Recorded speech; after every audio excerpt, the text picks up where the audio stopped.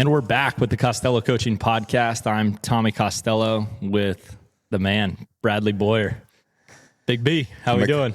Really excited to be here with it's my boy Tommy Muscles, T-Dog, as I call him. So there's sometimes, though, it's kind of revolutionized into Tommy Muscles. This guy's getting ready for an Ironman, and I'm just pretty impressed with the way this guy's work ethic is. Yeah, I love you, B.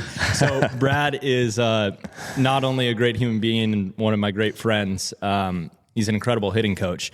So what we're going to do together is we're going to do a 10-part series on everything revolving around hitting. Today is really just about to get to know Brad and why he coaches. That's the biggest thing. I think when you're looking for coaches and you're looking for people to help you in this game, I think it's really important to ask yourself, why does this person do that?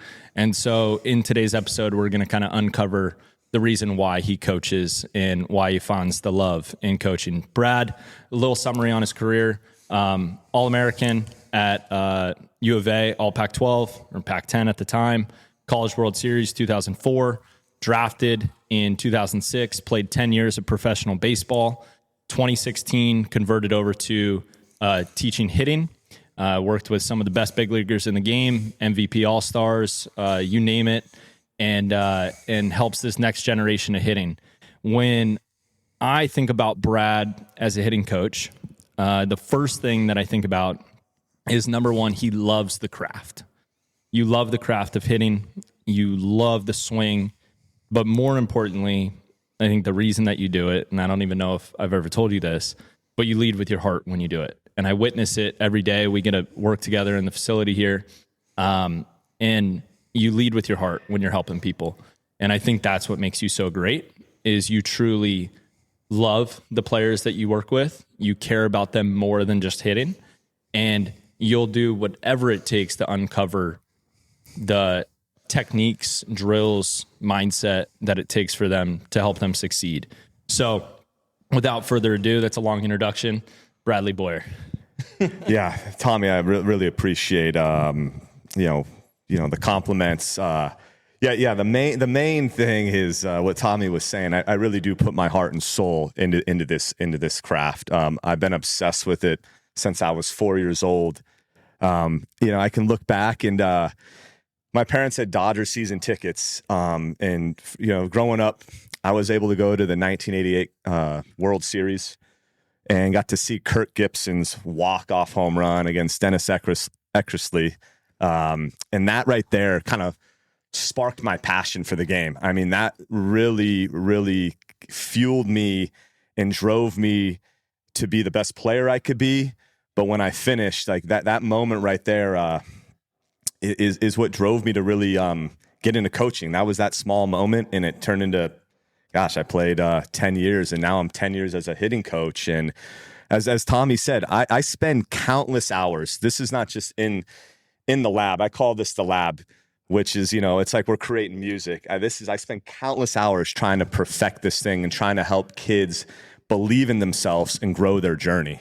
Yeah, it's beautiful. I witness it on a day-to-day basis, and that's interesting. I didn't know that story about the 1988 World Series. That was the first moment that kind of like sparked your love for baseball. Yeah. So, when I was a baby, I gravitated to just like grabbing a bat or a little ball. And by the time I was 4, I was, watching Sports Center and grabbing a wiffle ball bat and looking in front of the mirror, as I still do today at 42 years old. But, after that moment, I was at that game with my dad. So that was a really special moment. And I spent, every weekend when I would stay up late and put that game on. That was when they didn't have DVDs. It's VHS. And You're dating yourself a little bit, B. What's that? You're dating yourself a little bit. Yeah. Basically spending these like late nights from like when I was 4 or 5 till I was probably about 16 years old. I would watch this every weekend and see the excitement, the roar of the crowd. That drove me and gave me my vision to be a professional baseball player. Okay, this is one for you. What was the player you liked imitating the most when you played wiffle ball? Wow, that would come down to, I think Ken Griffey Jr. was a very special player, as well as Bonds. Those were two guys, being a left-handed hitter, and I always thought playing backyard baseball or over the line was something that You don't see that as much today, do you, T? It's more. I see more kids in the cage, looking to hit, drive the ball and trying to create exit velocity. I was in there trying to imitate guys, trying to do my best, pimp job home run of those guys, and that's something that brought the joy and the fun in this game. I think sometimes we play with too much. We take this game too seriously. Yeah, and keeping it fun. That's really cool. I love when hitting coaches will have a player, or even like when I help guys with pitching, imitate a player. Try to throw like this guy, and they never really do. I mean, some are really good at like imitating someone perfectly, but some aren't. But what it can do, like on the technical side, is unlock some special movements and some feels just by trying to impersonate another player. And I think that my generation, I feel like, was one of the last ones to kind of do that. Yeah. Where I remember like playing wiffle ball with my brother, and we would do like, all right, he's the Dodgers, I'm the Yankees, and I would do everyone's stance, righty and lefty. So I'd Derek Jeter, I'd have my hands real high, and I'd think about going the other way. A-Rod, you blow a bubble, and you kind of swing your bat up and down. Gary Sheffield, you start going. Mark Teixeira, you just feel huge, and you're the big lefty. And it kind of creates that imagination for a player. And I think the imagination and the creativity is so important when you're learning a skill and you're learning something, to stay in that fun, imagination, playful state, because it is a game. Yeah. And wouldn't you say, like, the players today, like, that you work with, I think one of their biggest opportunities is that they're so smart and so educated on the game. They have so much data, so much technology. Absolutely. They have great coaching, they have great resources, endless Instagram and YouTube videos to watch, which is great. But there's almost a need to pull them back to the playful part of the game, the fun, the imitation, all of it. Yeah, this game, you can get greedy or ego driven, and what I mean is, we want to hit the ball hard. We want to get caught up. Like when you post on Instagram, and you see these high exit velocity numbers. It's great. It's impressive to see the development of these young kids and the level of analytics that's allowing them to be these special players. But as you were saying, Tommy, there's this. I love the imagination and the creativity.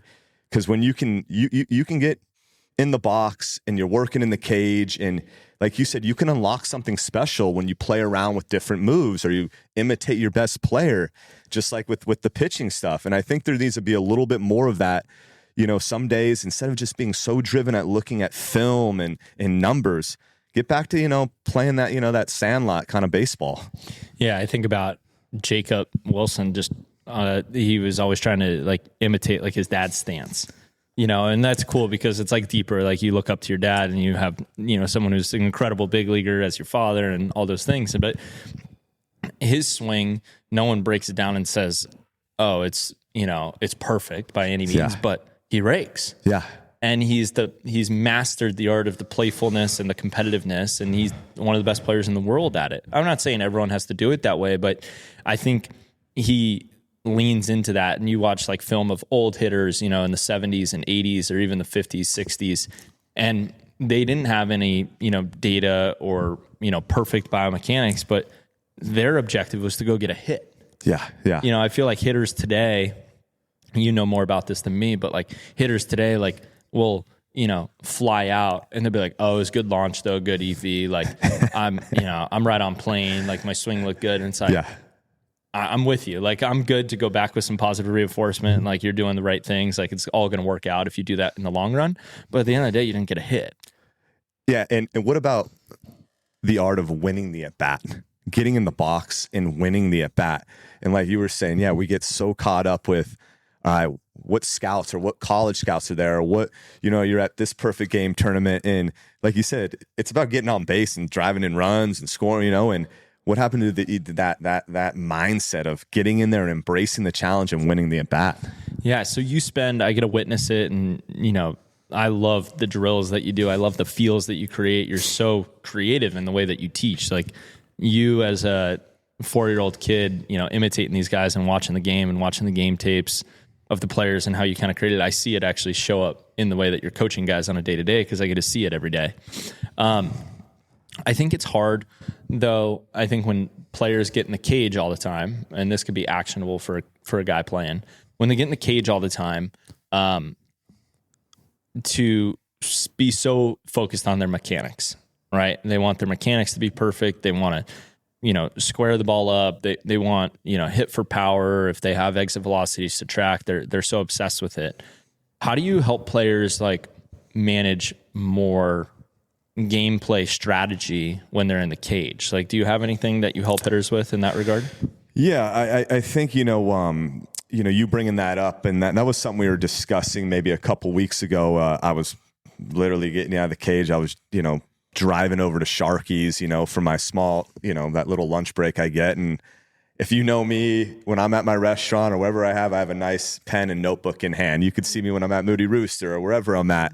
And so a couple weeks ago, I'm driving, sitting down, eating my steak burrito, and I'm all of a sudden I'm like, gosh, I got to emphasize more of becoming a hitter in the game, because there's that mechanic aspect. There's that, all right, I want to get my back elbow in the slot, or I need to, bigger leg kick or this. But I was like, man, I got to help these guys win at bats. And how do I got to do that? And so I put my notebook down, and the number one thing I put down is first and foremost is create a highlight reel.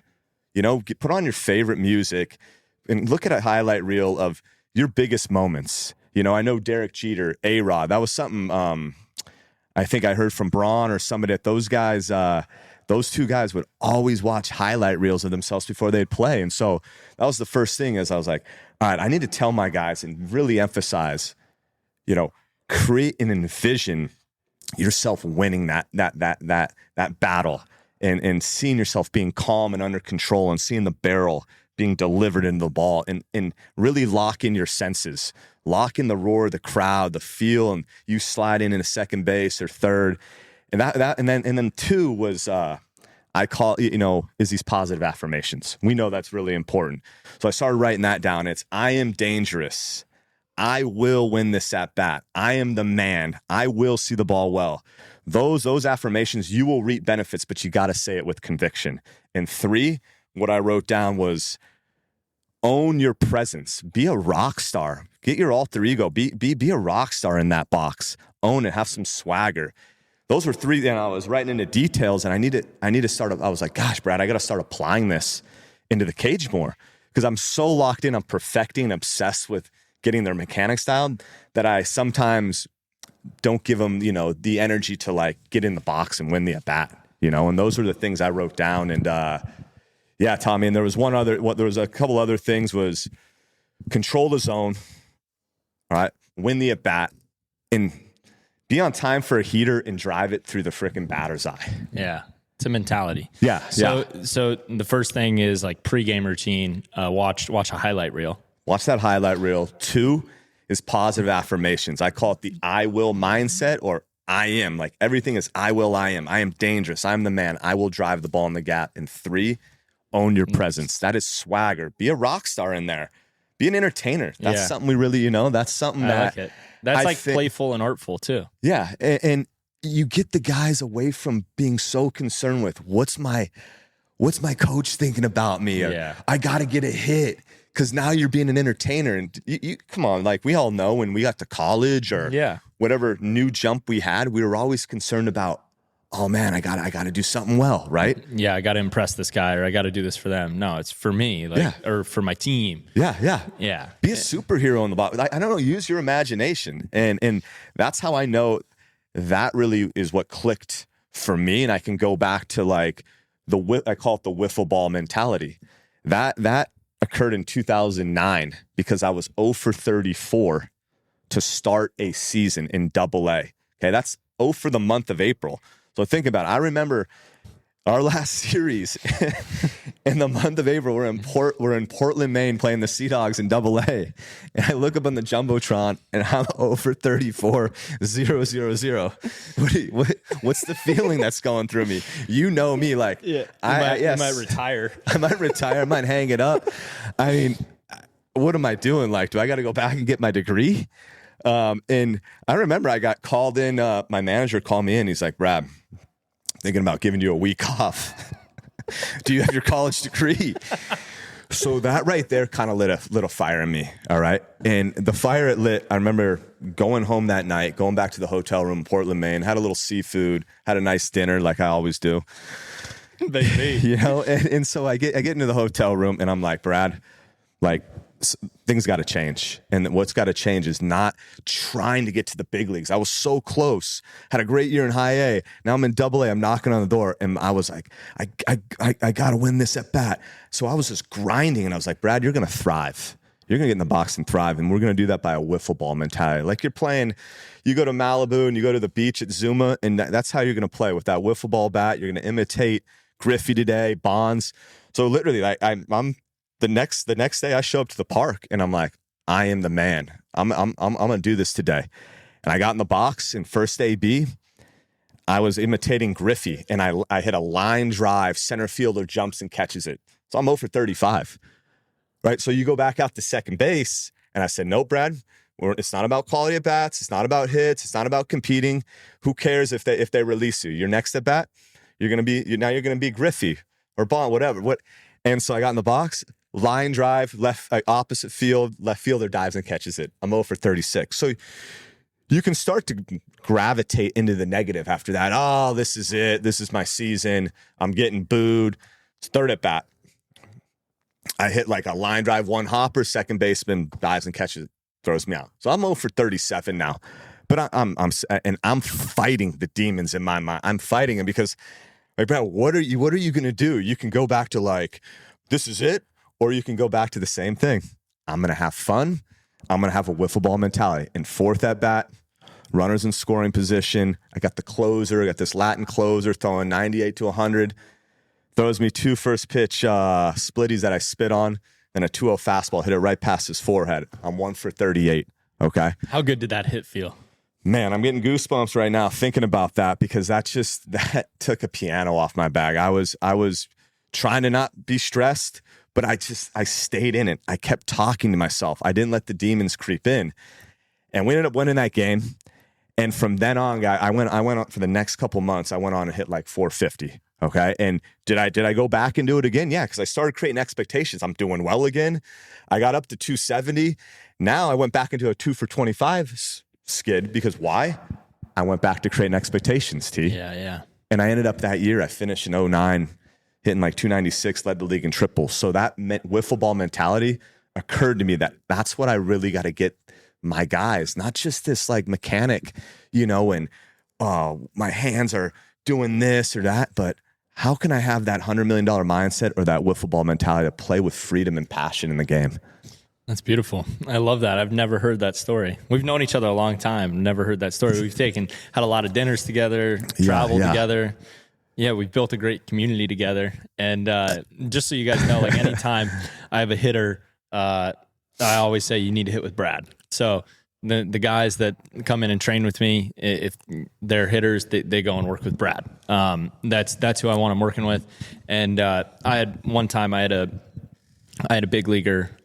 He played a long time in the big leagues, actually, Hall of Famer. And he asked me, he's like, what do you think of Brad Boyer as a hitting coach? And I said, well, when push came to shove, and my brother needed help, there was one guy I was going to call, and it was going to be Brad. And that says everything. Like, brother's most important person to me. That's special. And, with his career, and it's like, that's who I'm going to trust. As I kind of say that, and as I listen to you talk about that story, I really want to know, and however you answer, but take your time. Yeah. Why do you coach? I love to see kids pursue their dreams. I'm a visionary, and helping kids, not everyone, not just kids, not everyone's going to make it to the big leagues and be a superstar, but to help, the day in and day out when a kid shows up and, you could be going through something, with school or if it's sports related, whatever, but it's helping be part of their journey and inspire them to help them become, build their character, help them create integrity But the positivity, I want kids to believe in themselves, to feel like conviction, because there's so much negativity in this world, and a lot of outside noise, and we know baseball, like sometimes a lot of the coaches that I played for old school, they weren't building out of positivity, and that right there can weigh in a kid, and then they lose their self-esteem, they lose their swagger, and it carries on over into maybe the classroom or just life. And so for me, just to be able to be a mentor and a guide, and to just keep building them so they can go and pursue whatever dream they want to pursue. Sweet. And that's what motivates you to show up and coach every day. Well, I am a strong Christian, and I feel like there's a purpose every morning when I get up. God's given me, I feel, for me, I wanted to be a big leaguer. I wanted to be the guy that made $100 million. I mean, that hurt that I didn't get to do that, but then I knew I was destined just from a young age. I was always I was fascinated, man, by the swing and by seeing the movements of these hitters and the excitement. And through baseball and building a hitter, I can also build these young kids and be these men that go and have great careers, and they're going to be able to see me one day and come back after they graduate college or from the job, and I see them out somewhere in a restaurant, and just that they can tell me that they were grateful that I was part of their journey. Yeah. That's and I've had kids do that, and that really hits home. That's awesome. That's a great place to wrap up episode 1. We're back for 9 more episodes, so there's going to be plenty of insights from Big B coming up. Let's go, T-Dog. Let's do it.